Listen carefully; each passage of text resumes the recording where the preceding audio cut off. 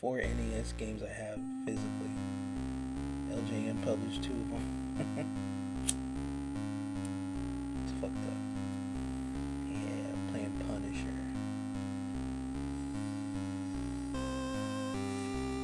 Since the Punisher is back in the fucking Daredevil show, I wanted to play some Punisher shit and talk about the movies and his cameo in the show.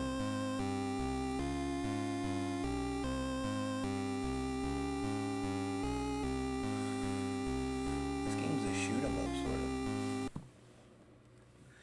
Reminds me of that game I played, Wild Arms, I think. Natsume put out.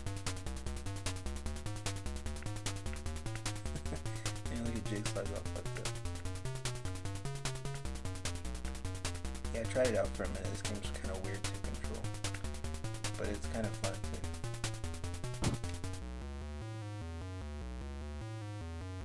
Damn, is that Colossus?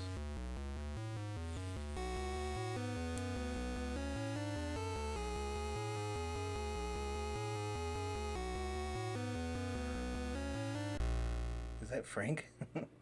So yeah, real quick, I wanted to do like a movie review, but like I watched it a month ago, kinda. I have the Blu-ray. I ordered that shit. Region free Australia. Well, you have to have a region free Blu-ray player. But yeah, I'd never seen it before. I always wanted to watch it, and it's kind of forgettable. That's why I don't have that much to say about it, and I don't necessarily feel like watching it again.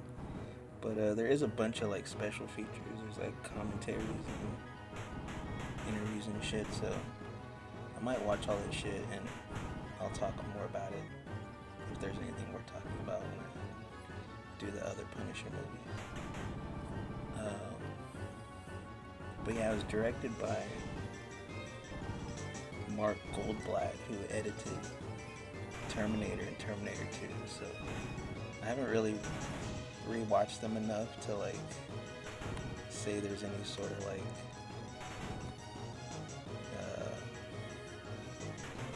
editing stylistic things that are similar. But I think the look of the Punisher movie and the first Terminator, they kind of share a similar look, so I think in that way he was probably the director was most influenced by like the look of Terminator.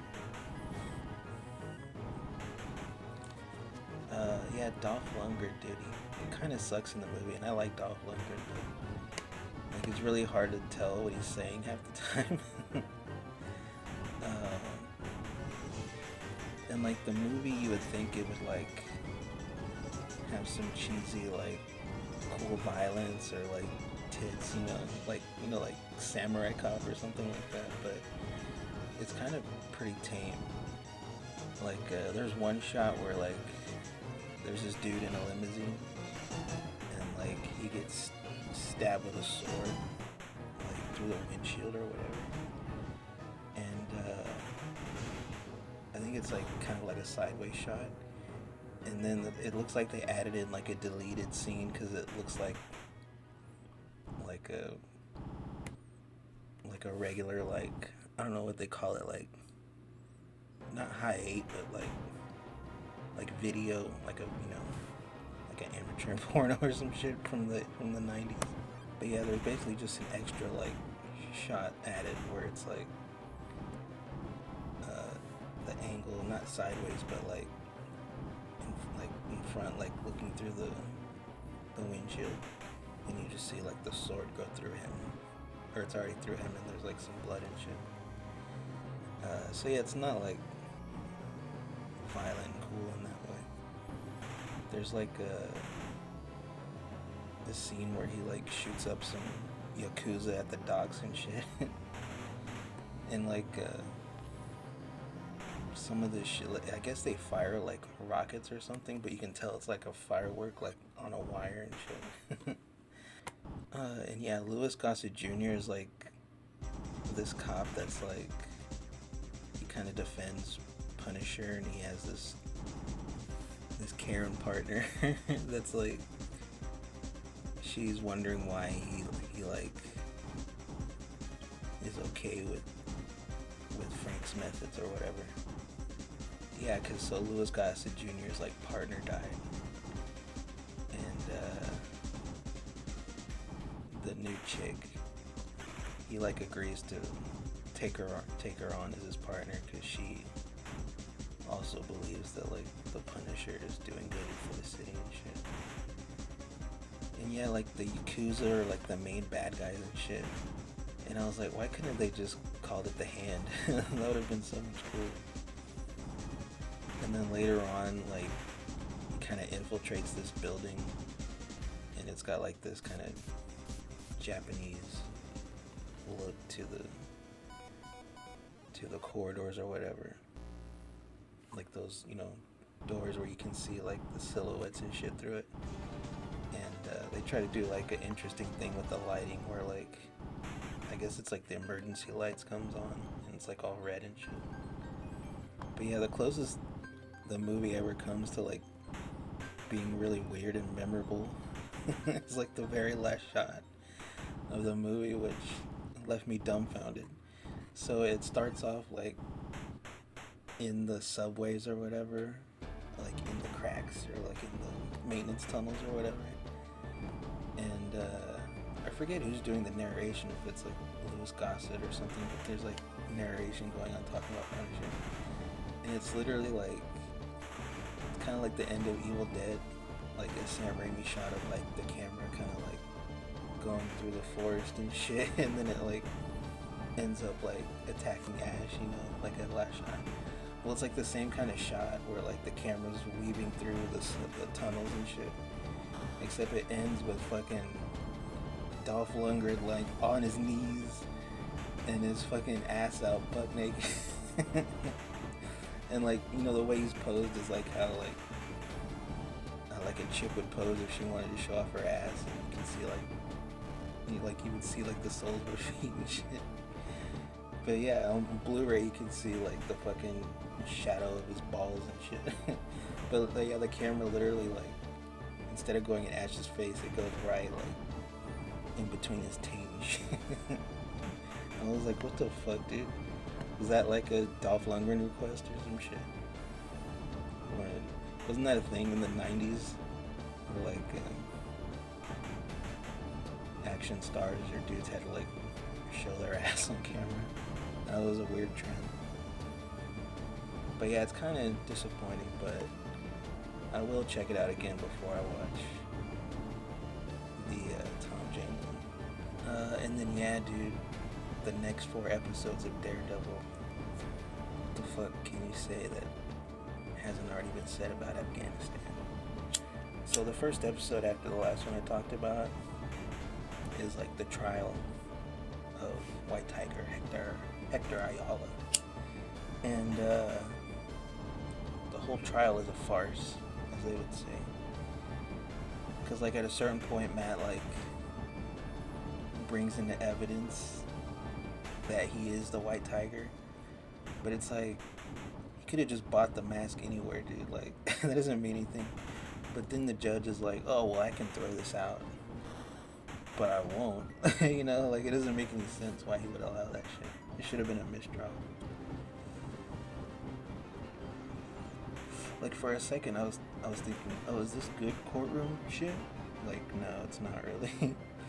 And then and the dude he saves that was supposed to like testify for Hector Ayala, like he just flakes out on him, so that was all fucking a waste of time. All that for nothing. Dude, everyone shits on Matt Murdock even though he helps them. It's pretty fucked up.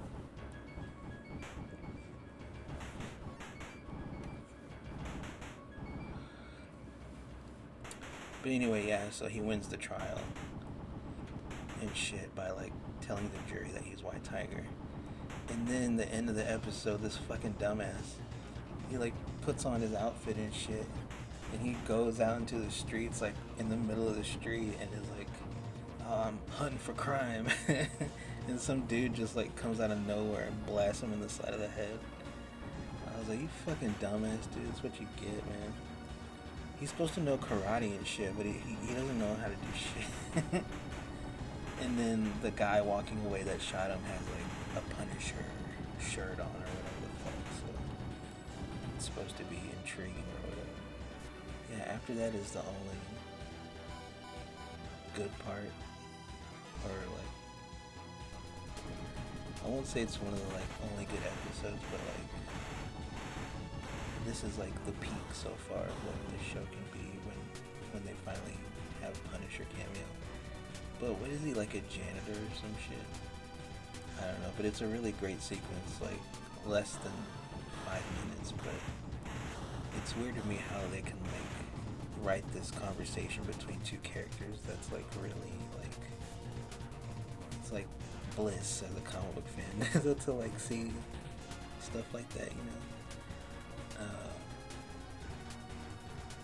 But to me, it has to only be because the actors requested that. Don't write us some bullshit, because like, didn't recently it came out that like Bernthal, Cox, and Vincent D'Onofrio, like, they got to publicly come out and say that like they didn't like the original direction of the show, basically saying that like, forgive all the trash woke shit in this show, because like it'll probably get better. It's like in wrestling when they say they don't want to get any on them, you know. They don't want to fucking be blamed for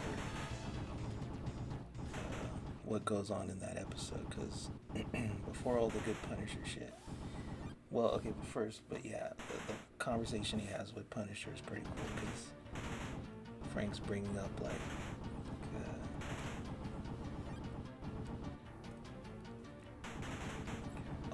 he goes to find Punisher because Daredevil finds the bullet that the guy shot him with.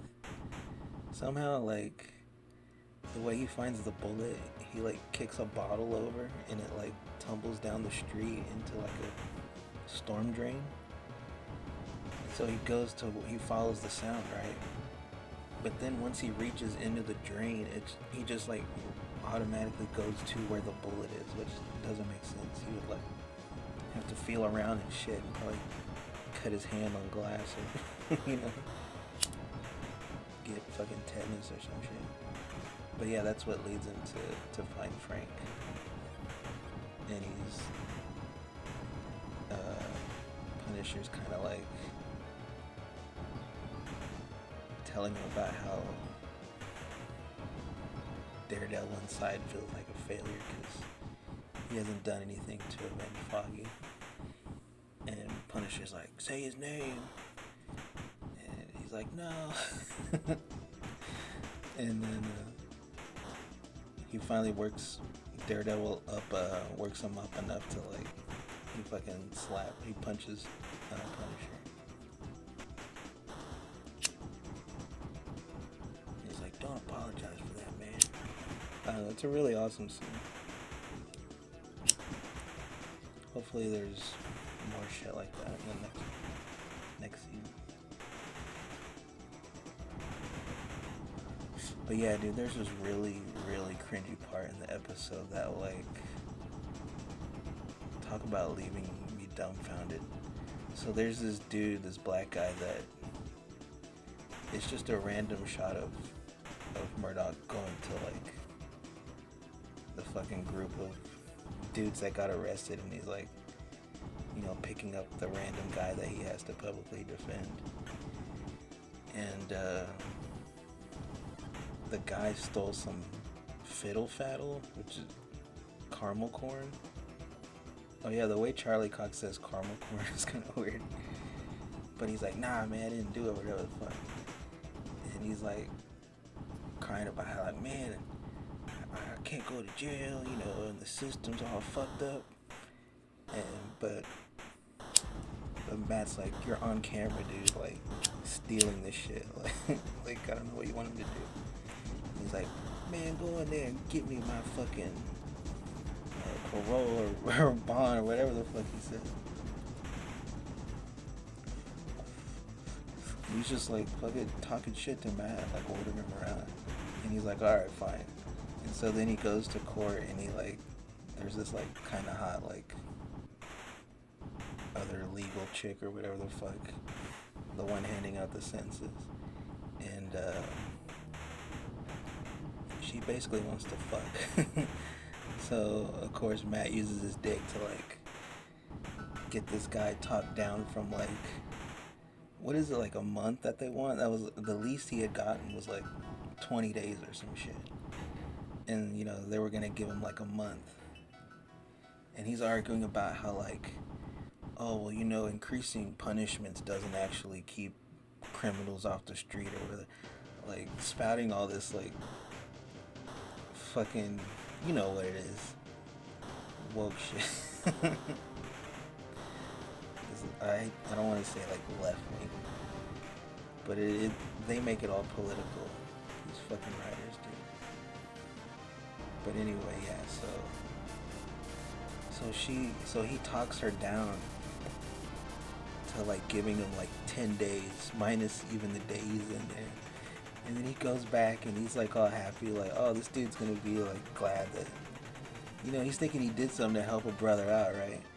And then he goes and he talks to the black guy, and the guy's like, damn, man, what the fuck, 10 days? Like, man, I can't go to jail. Like, are you fucking kidding me, dude? It's 10 days. And then he's like, man, when I got arrested before, I lost my food stamps, and fuck the man and all this shit. And Charlie Cox is supposed to act like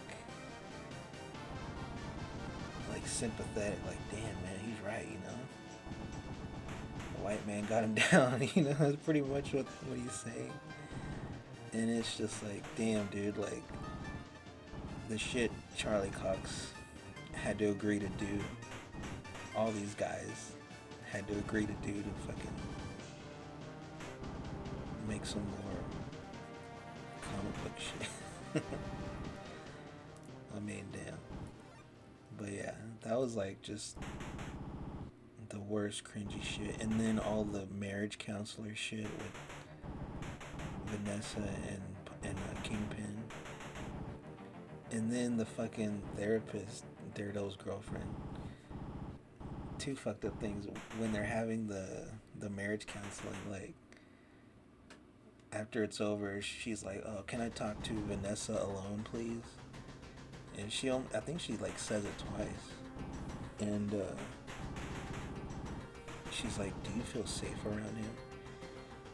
And like, she's saying that after she like forced her to like start talking about the dude that she was fucking cheating on Fisk with, you know.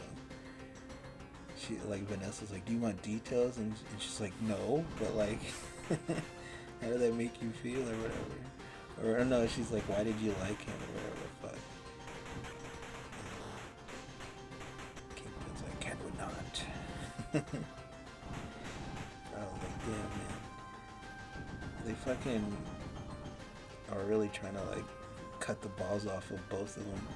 They haven't done it to Punisher yet, although I guess you could argue like him being a janitor and looking like a crazy person, maybe that is kind of like making Frank look bad or whatever. But yeah, dude, this shit is awful. Oh yeah, and then the girlfriend. So later on in the episode after that, or 2 episodes after that, because there's a bank heist episode in between that's also fucking cringy and annoying, but it's kind of like separate.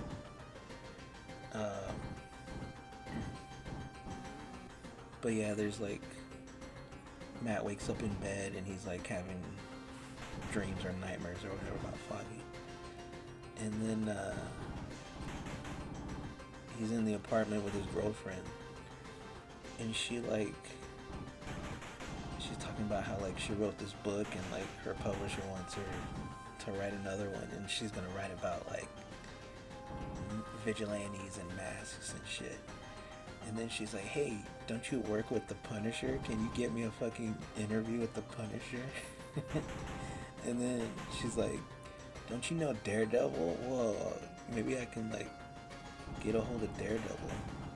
And then she has the fucking nerve to be like, after he's kind of like a little weird, not weird about it, because that's the word she uses, but he's like, he's kind of just looking at her like, wow, it's weird that you're just asking about all this shit. And she's like, don't be worried about it. I'm not gonna like steal all your clients or whatever. And I was like, damn, what the fuck, dude? This bitch. I hope she fucking dies in the show, man. Maybe that's where this is leading, it seems like, with the serial killer guy. But, and then yeah, later on in that episode, the niece or whatever of Hector Ayala, she goes to see Matt at the law firm, and he was like having a meeting with the black chick that he works with, and she comes in and she's like, can I talk to Mr. Murdoch or whatever? And they do that thing where like Matt has to tell her, it's fine, it'll take a minute. But then like the black chick walks out the room, but it's all glass, right? So you can see, and she's like fucking like staring this girl down hard, and it's like, why the fuck is she doing that? She knows who that girl is, and it's like, or they're trying to intimate that like, was she suspicious that Matt like fuck this girl or something, and she's coming to like tell him she's pregnant or some shit. But like, even while him and the girl are having a conversation, you can see the chick in the background like pretending to listen to the other lawyer next to her, while she's just like being nosy as fuck, dude. Like, damn, what the fuck, man? But yeah, basically the girl comes there to like asked Matt to like follow up on the shit Hector Ayala was investigating while Tiger. And she starts crying and she's like, well, if you won't do it, then I will. And she fucking gets caught by the fucking serial killer. He basically like, he does graffiti and art in the city, but he does it in blood and shit. And he like does a mural of Fizz, and that's how they kind of explain that. Oh, and it's so stupid because like the serial killer, like he's like known, right? Obviously, because these two chicks like come up to him and they're like, "Hey, you're that killer Muse, right? That can we take a selfie with you?" Like, not next to you, but like a picture of you. And he just like turns to them, and then like of course he fucking killed them both. Like, what the fuck, these dumb bitches. But yeah, her getting kidnapped is basically the catalyst for him suiting up again and being Daredevil. Oh yeah, and while that's going on, you find out in like the end of the other episodes that Kingpin's been like holding the dude that she was fucking in like a little prison or whatever, and he like goes to visit him and shit. And then while Daredevil's hunting, going after the Muse guy, Kingpin's like having a confrontation with the guy that was fucking his wife, and he goes into the cell and he's like, when I was smaller, I fought men much bigger than me. And he was like, I found a simple weapon could be a great equalizer. And he like throws him a fucking axe. And the guy's like, oh shit. And he grabs the axe and he starts trying to swing at Kingpin. And Kingpin fucking beats his ass, which is pretty cool. He's beating his ass while Daredevil finds the Muse guy and they're having like a fight. Which, I don't understand how the Muse guy is like a good fighter. And there's one part where he's like fucking just roundhouse kicking Daredevil in the face, and he's just like letting him and like spitting it out. But I guess you can explain it that like he kind of wants to feel some pain because he hasn't gotten to be Daredevil in a little while. He's been holding back. So I mean, I guess I can forgive that. But then yeah, of course, like the dude gets away while Daredevil has to save the girl from dying. But yeah, so maybe like that might be a sign that the show is getting better. But yeah, the episode I skipped, it was fucking awful, dude. There's a fucking bank heist. Well, Matt Murdock's going to the bank to get a loan, and this fucking cringy Indian dude, I guess he's from Miss Marvel, Kamala Khan's dad. God, I hate this fucking character, dude. Not only is he such a bitch, but like, he denies Matt's loan request or whatever. So it's like, alright, fine, whatever. And then, yeah, as Matt's leaving, he overhears that, like, these, like, Irish dudes have, like, taken over the bank he was just at. But yeah, the dad is so fucking annoying and cringy. He's talking about, oh, my darling Kamala. I love her. She's so good. And then, yeah, so Matt, like, just kind of stumbles back into the bank because the robbers were too stupid to lock the front doors. And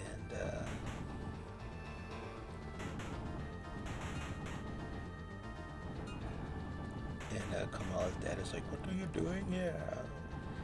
I thought you had left. And he's like, oh, he lies and says that he can, like, take them to the vault or whatever. And oh yeah, you can tell how, like, to me it kind of looked like they were trying to copy, like, Christopher Nolan as much as they could, like, with the bank, like the way it looked, and like kind of the shots on the outside.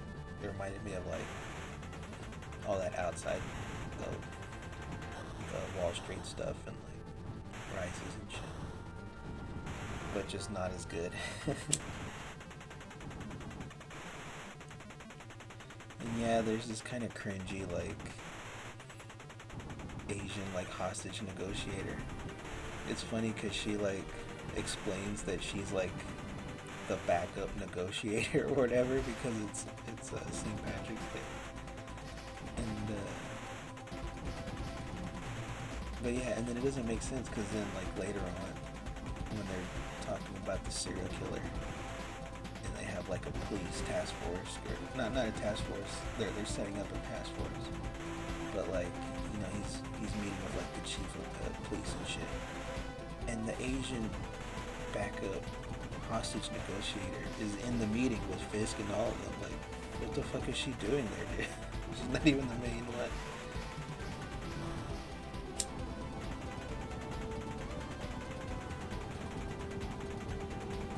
Yeah, basically, so Kamala's dad lies that he can get them into the vault, and Matt kind of just tells him to, like, stall for time and shit. And then they get into the vault, and Matt's, like, trying to open it and shit. And he's like, "What are you doing? You can't open that. It's got a million combinations."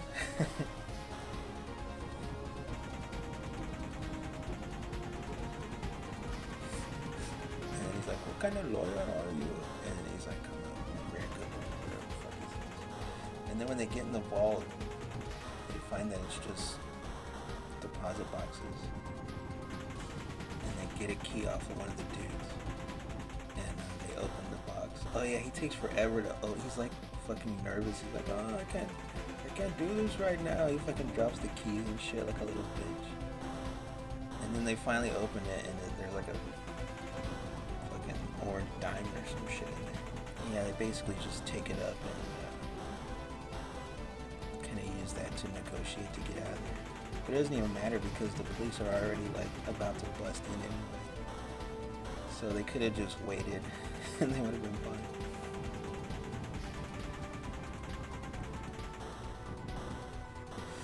The fucking dad hadn't lied and shit that he could open the fucking vault, then, you know, they would have just been chilling.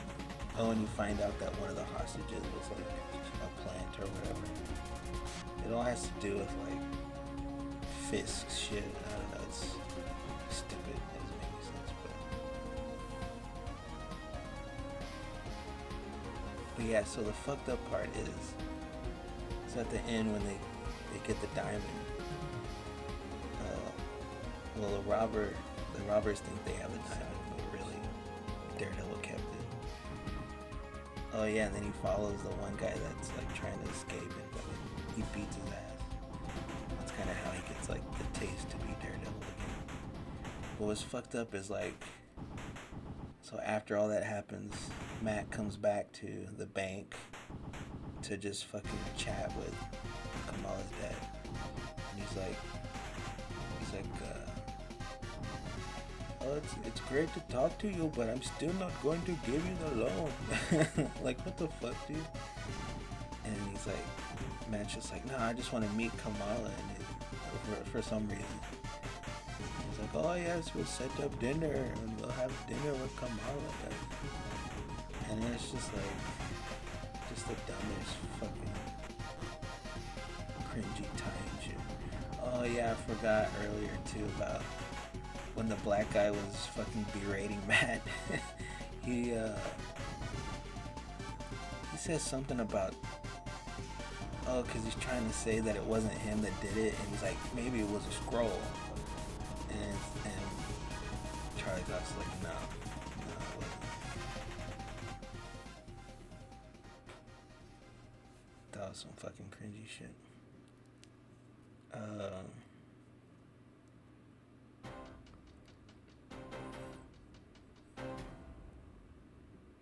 But yeah, I'm sure there's some more dumb shit that I missed, but overall the show is just like, I would say about like